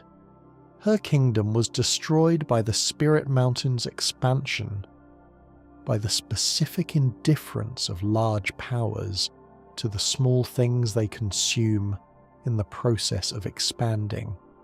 She was taken in by Laozi as a disciple. She was given the banana fan. She was married to the Bull King. She did not design any of this. She was moved through it. The marriage to the Bull King served purposes she was not told about. The child she raised had origins more complicated than she was prepared for. When she finally told the Bull King the truth, she lost him. He left, found someone else, had another family. She and the Bull King remained technically married and actually separate for the rest of their centuries. The banana fan is hers. The most important artifact in Chapter 5 belongs to her, and still the chapter is not about her. She is invoked and discussed, and made the object of Bajie's disguise, and the figure whose fan is needed to extinguish the fire. But her interiority is not the chapter's focus. Maybe that is honest. Maybe the point is that she was never given the space to be the focus. She was always the background of someone else's story. the arrangement, the wife, the mother of the complicated child, the holder of the tool that other people needed, and even here, in the chapter that circles her most closely, she remains at the edges. There is something the game places there quietly and leaves for you to notice or not notice depending on what you bring to it, and Red Boy. Let's return to him for a moment, because he is the figure in Chapter 7 who stays with you longest after it ends. He is wearing the headband. This is the detail that connects his story most directly to Wukong's, and it is not incidental. The Bodhisattva Guanyin placed golden headbands on him after subduing him. The same control device, the same mechanism, the same function. You behave in the ways we permit, or you feel pain. You direct your power toward approved purposes, or the band tightens. Red Boy is now her disciple. He serves her. He has his own role in the celestial arrangement now. He is contained. And in Chapter 5 of this game, he is still fighting, still burning cold, still shaped by the origins he didn't choose, and the fire that reflects those origins. The headband has not resolved what he is. It has only directed it. He is the specific kind of power that a system cannot transform, only manage. And management is not transformation. Management is the ongoing application of constraint to ensure that the power goes where the system wants it to go rather than where its own nature would take it. He is Wukong in miniature, born into complexity he didn't choose, shaped by forces that were arranged before he arrived, given a chain and called a disciple. Still exactly what he is underneath it. The game does not resolve Red Boy's story. He is still fighting when you defeat him.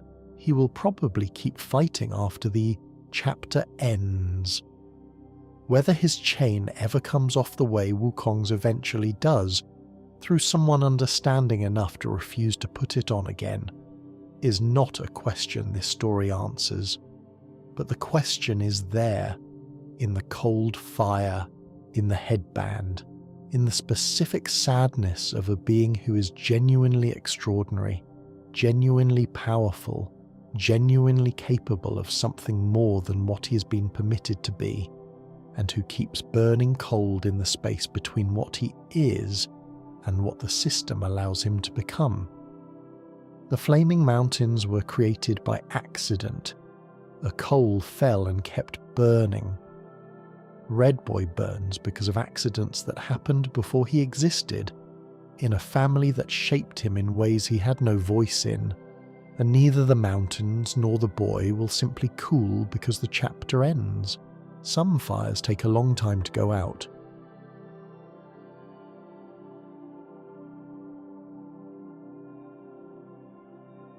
Chapter 6 brings you home, to Wukong's mountain, the birthplace, the place he died defending. The stone sits on its peak, and the elder monkey waits at the water's edge with a boat that will take you to it. You have 5 relics, 5 of Wukong's 6 senses, taken from the demons who held them, carried across mountains and deserts and silk and fire. You are stronger than you were when the journey began. You understand more. And as the boat moves across the water, the elder says something that should have always been obvious, and somehow wasn't. 5 of the 6 relics call for 1. You have 5. The 6th, the mind sense, the master sense, the seat of consciousness and identity, and the thing that makes Wukong who he is rather than simply what he can do, was not scattered with the others. It did not go to a demon. It did not end up in a pagoda on a mountain. It waited for a vessel. It waited for a being without a name, without a history, without a self-concept that would conflict with a consciousness settling into it. It waited for you. As you pass into the stone, into the space where Wukong's remains exist, the revelation arrives not as a dramatic announcement. It arrives as the accumulation of everything that was always in the evidence. You are the sixth relic. The Destined One is not a monkey sent to find Wukong's mind and return it. The Destined One is Wukong's mind, incarnated into an empty vessel and sent out to collect the other 5 pieces of itself. The journey was not a retrieval mission. It was a homecoming. You were always Wukong going out to find himself. This is why you never had a name. The Elder said it plainly at the end. The Destined One never had a name to begin with. A name is a kind of identity. The sixth sense needed somewhere with no identity already present. You were the somewhere. There is also something about dying and returning in this game that deserves acknowledgement. Every time you die and return to the last shrine, you are not experiencing a game mechanic. You're experiencing the specific quality of the thing you are. The Destined One is the mind of the great sage. When the body the mind inhabits is destroyed, the mind does not end. It cannot end. Because the mind sense is exactly the part of Wukong that could not be permanently contained by stone. The part that waited centuries and will continue to wait if it needs to. Persistence is not a quality the mind of the great sage acquired. It is what the mind of the great sage is. Every death along the way was not a failure. It was the persistence proving itself. This is why the journey gets easier as you collect more relics. You're not simply growing stronger. You're becoming more complete. Each sense returned is the self becoming more fully itself. By chapter 6, you arrive at the stone as someone who has done something profound. Through the long accumulation of 6 chapters of experience, each one returning something that was always part of you. The mind of the great sage whole again, standing at the entrance to the stone that held its body for centuries, ready. The final boss is the broken shell of Sun Wukong, the body left behind when the 6 senses departed.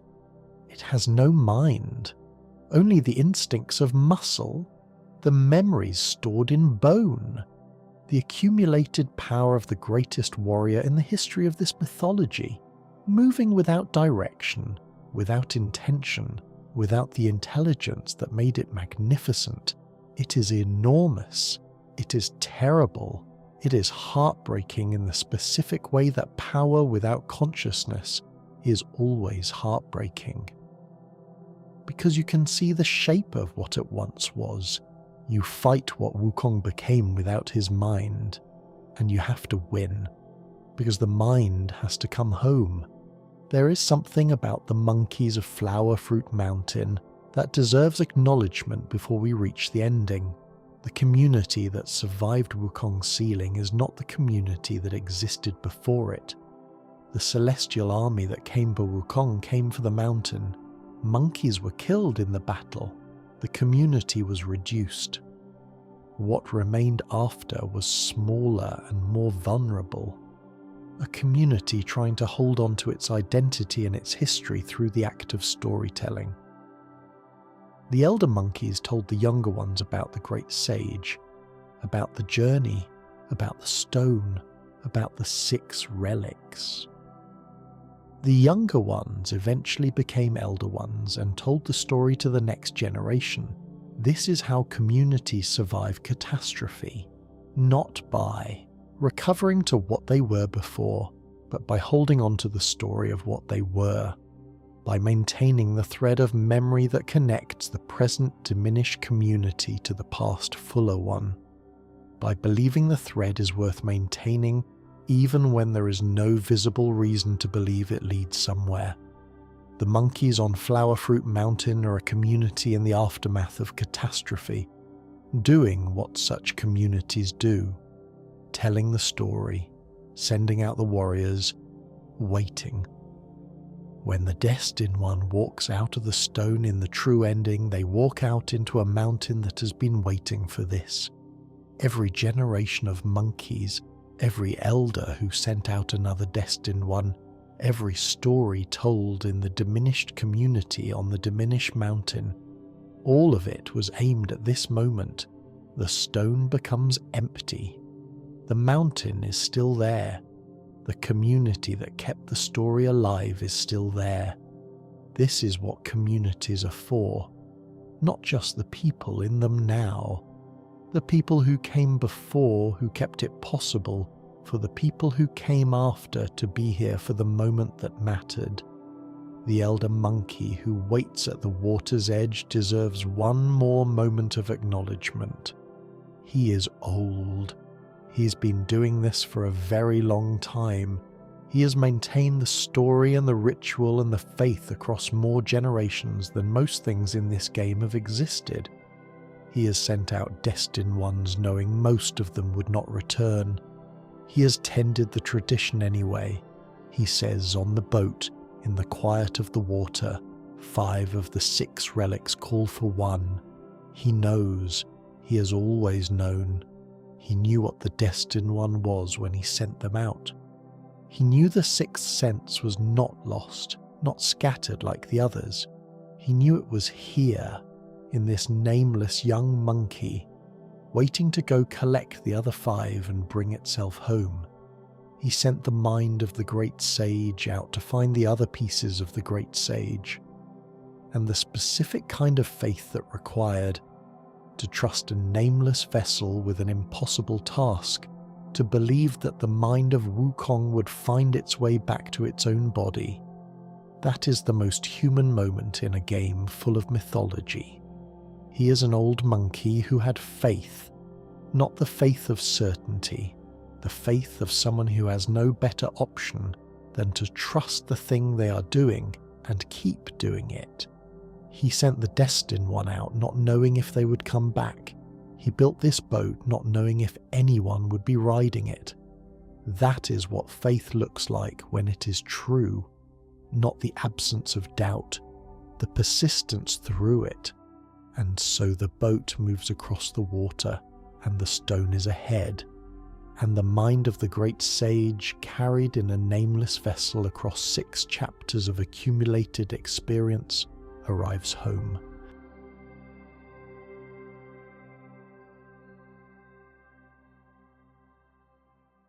After you defeat the broken shell, the reunification begins, 5 relics plus 1.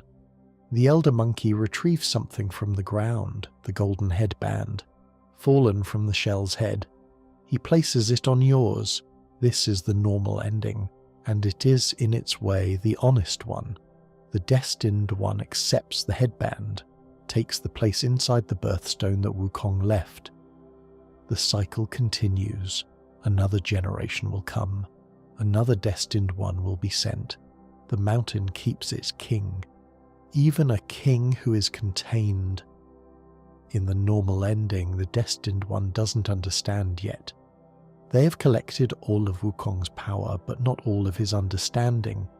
They accept the headband because the Elder offers it, because it is part of what Wukong wore, because they are still the vessel that was sent on a mission, operating within the framework of the mission even at its end. The cycle continues. The true ending requires a different path. The Lung-scale quest, Mount Mei, the hidden door in Chapter 3's pagoda, Erlang Shen waiting at the other side of it for one last confrontation. The fight with Erlang is not about victory. It is a test, and when it ends, Erlang speaks. He says his brothers tested you at his behest, all for this day. He says only now does he understand the fight at the beginning, the fight that sealed Wukong. He says, no prestige can shackle him, no band can keep him caged. He is not talking about power. He is talking about the quality of a mind and will that are genuinely free, about the specific kind of freedom that persists even inside stone, that cannot be finally contained, because it is not a condition of the body or the position. It is a quality of the consciousness itself. He says, "May you not fail him." Now, this is the most important reframe the game offers, and it comes very late, and only if you find the hidden path. Erlang Shen is presented in the prologue as the antagonist, the face of the army that sealed Wukong. Without Erlang, no stone. Without the stone, no relics. Without the relics, no Destined One. He is structurally responsible for everything. And then in the true ending, Erlang Shen is waiting on Mount Mei. He has been waiting.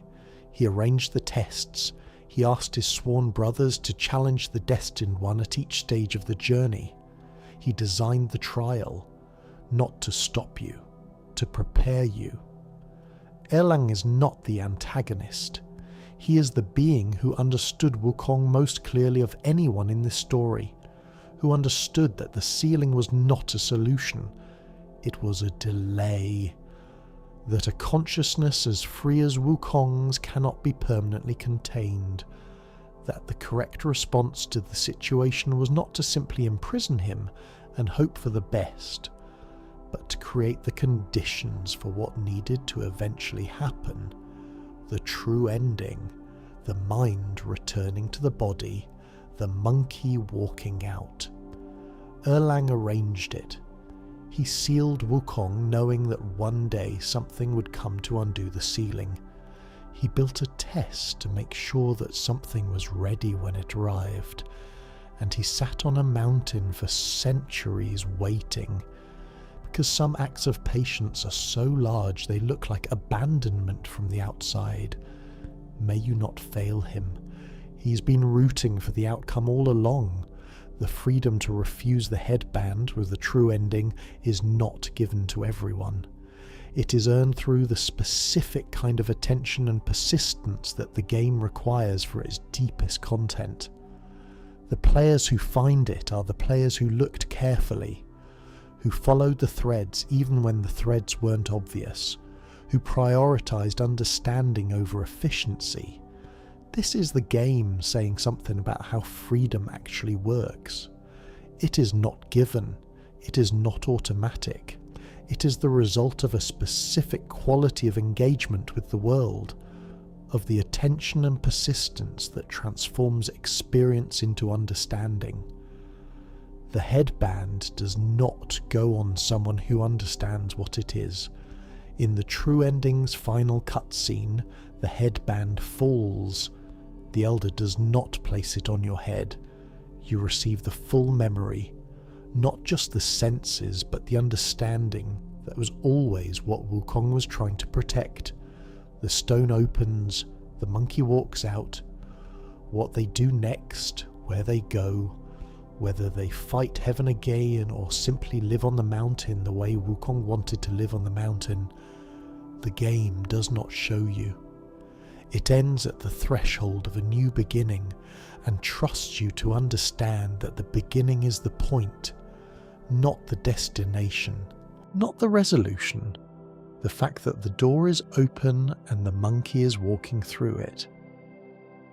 There is something about Wukong's silence throughout this game that is worth naming directly.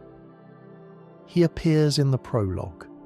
He is the subject of every story, the figure every other character is defined in relation to, the centre of the mythology that shapes the world. But he does not have dialogue. He does not appear in cutscenes as himself. He is present everywhere and speaking nowhere. This is precisely right. Because Wukong is not a character in this game, he is the game. The character who speaks, who makes choices, who accumulates understanding, who walks through the world and receives its information, that is the Destined One. And the Destined One is the mind of the great sage, gradually remembering what it means to be that. If Wukong had his own voice running parallel to yours, the game's central revelation would not work. The moment in Chapter 6 where you understand that you're the sixth sense, that you are always Wukong going out to find himself, that moment requires that there was never a separate Wukong speaking to you from outside, because there is no outside. He was never outside you. Every demon you fought, every story you received, every mountain you crossed was the mind accumulating the memories that belong to it. These 6 chapters are the 6 senses returning. And the silence of the great sage throughout all of it is not his absence. It is the silence of the self before it fully remembers itself. When the stone opens in the true ending, Wukong does not speak then either. He walks. He steps forward into the open air. That step is the only statement he needs to make. Some things do not require words. Some freedoms are best expressed in motion. The stone is empty. The monkey walks. That is enough. And there is one more thing about the stone itself. The image the game ends on, in the true ending, is not the monkey walking. It is the stone being empty. This distinction matters. The stone is empty means Wukong is gone from it. Not dead, not contained, gone. The thing that was sealed inside it for centuries has left. The imprisonment, the centuries of stillness, the breaking of the body into 6 senses scattered across the world. All of that has resolved into a single simple fact. The stone is empty. It sat on the peak of Flower Fruit Mountain for longer than most things in this world have existed. It was the monument to the Celestial Court's management of a being they could not figure out what to do with. It was the answer to the question of what you do when something refuses to fit anywhere you try to put it. You put it in a stone, and then, eventually, the stone becomes empty. The mountain doesn't change. It is the same mountain it was when the stone arrived. The same mountain it was when Wukong was born from it. The mountain persists. The stone is empty. The monkey walks forward. The freedom was always available.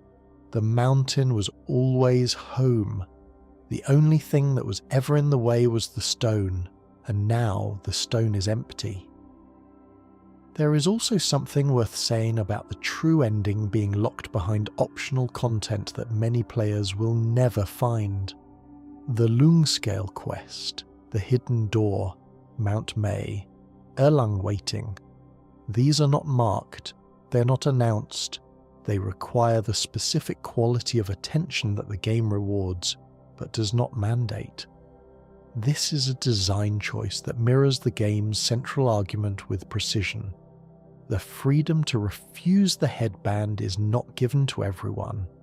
It is earned through the specific kind of attention and persistence that the game requires for its deepest content. The players who find it are the players who looked carefully, who followed the threads even when the threads weren't obvious, who prioritized understanding over efficiency. This is the game saying something about how freedom actually works. It is not given. It is not automatic. It is the result of a specific quality of engagement with the world, of the attention and persistence that transforms experience into understanding. The headband does not go on someone who understands what it is. The game trusts you to bring the right quality of attention. Some players will, some won't. Both are honest outcomes, but the ending that matters, the one that the entire story was building toward, is there for the ones who look carefully enough to find it.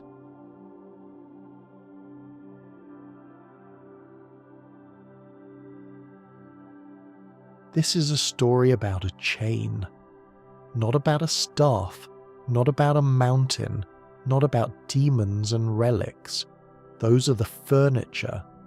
The story is about a golden band placed on a being's head to make them useful to people who found their freedom inconvenient, and about whether that band can ever truly come off. The journey to the West is beloved because it is a story about redemption through service. Wukong commits great sins, serves his punishment, and at the end of it all is elevated and recognized and given a title that says even heaven accepts him. But Black Myth Wukong asks the quieter question underneath that story. Was the redemption real? Or was it just a longer, more sophisticated cage? Was Wukong transformed by the journey and the monk and the 81 trials? Or was he simply exhausted into compliance for long enough that the celestial court could reframe the exhaustion as enlightenment? He went home. That is the only answer the game needs. After all of it, after everything, he went home, and heaven sent an army, because a free Wukong is always going to be inconvenient to powers built on the assumption that freedom is something you earn by giving it up. Every faction in this game is carrying the weight of the same question. What do you do when the system that claims to offer you transcendence is also the system that chains you? The black bear tried to atone inside the system. He built bells, he served, he tended. He could not fully forgive himself, and so he could not fully be free. The Yellow-Wind Sage tried to destroy the part of the system that had power over him.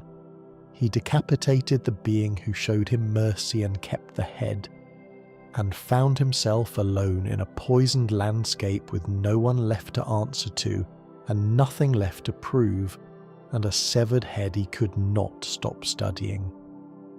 Yellowbrow built his own system and called it Enlightenment, and filled it with sincere followers who deserved better than a counterfeit. Violet Spider left the system entirely.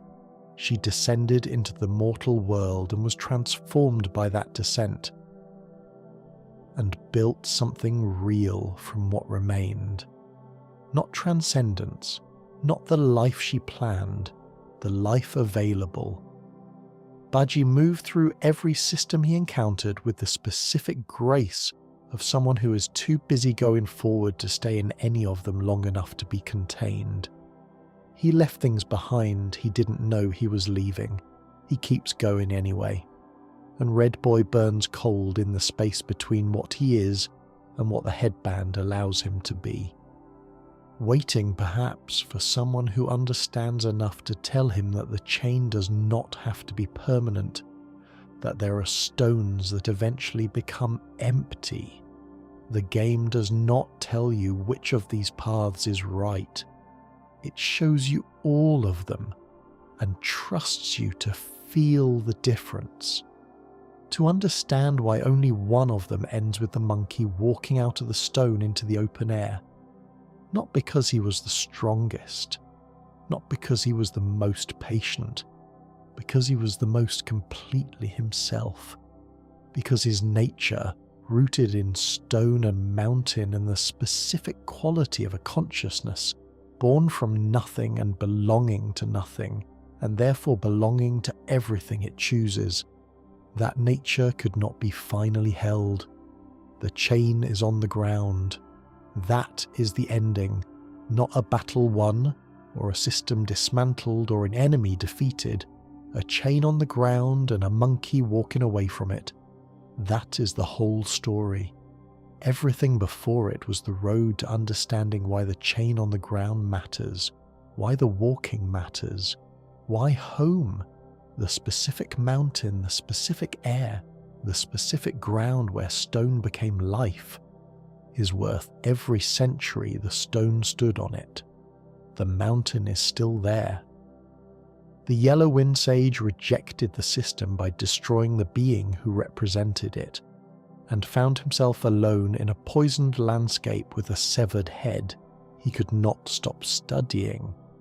Yellowbrow built his own system and called it Enlightenment. Only Bajie and the Spider Queen, in their broken and incomplete and heartbreaking way, found something that wasn't about the system at all. Something about following another person into the mortal world because what you feel is stronger than everything else in your life combined. Something about building a cloth shop and naming it for someone who doesn't know you exist. That is not transcendence. It is something smaller and maybe something more real, and the Destined One, who is Wukong's mind returning to itself, who has collected all of this along the road back, who arrives at the stone carrying all these stories inside them. They get to choose the headband or the open air, the cycle or the door, the ending the system wants for you, or the ending that was always the point. The true ending doesn't give you a triumphant conclusion, it gives you a beginning. The stone opens. The monkey walks out into the same mountain that made him from nothing but stone and light and wind. And the question it leaves with you, the one that stays in the quiet after the screen goes dark, is not whether Wukong won. It's whether it was ever about winning, or whether it was always about understanding finally and completely that the only thing worth fighting for was the right to go back to the mountain and breathe the air that tastes like freedom, to stand on the ground where you began, to be without performance or management or the specific submission that institutions call success. The chain is on the ground, the mountain is still there, and so are you. Before we close tonight, I want to take a moment to thank you. Whether you're wide awake and have been hanging on every word, or whether you drifted somewhere around chapter 4 and you're only half hearing this now, I'm genuinely grateful you chose to spend your time here. If this kind of storytelling means something to you, subscribing to the channel is the single best thing you can do. It costs nothing, and it's what makes it possible to keep doing this properly. And if there's a character or a chapter or a mythology you want to go deeper on, leave it in the comments. I read every single one. Now, one last thing before we sleep. As you drift towards sleep tonight, carrying whatever pieces of this story have settled somewhere in you, let them rest where they've landed. The bear who built bells for a dead man's peace. This spider who followed someone she loved into a mortal life and waited long past the point of waiting. The pig who carries forward because forward is the only direction. The monkey who completed the greatest journey in mythology, was offered everything as his reward and chose to go home.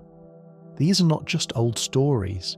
They are the shapes that certain kinds of longing take when they've been given enough time to fully become themselves. You've been listening to those shapes tonight. There is something about the way this game handles its characters that deserves one final acknowledgement before we close. Every single demon lord in this game, every being who holds one of Wukong's relics, every figure who stands between the Destined One and the completion of the journey, is carrying a comprehensible history. Not an admirable one necessarily, not one that excuses what they became, but a comprehensible one.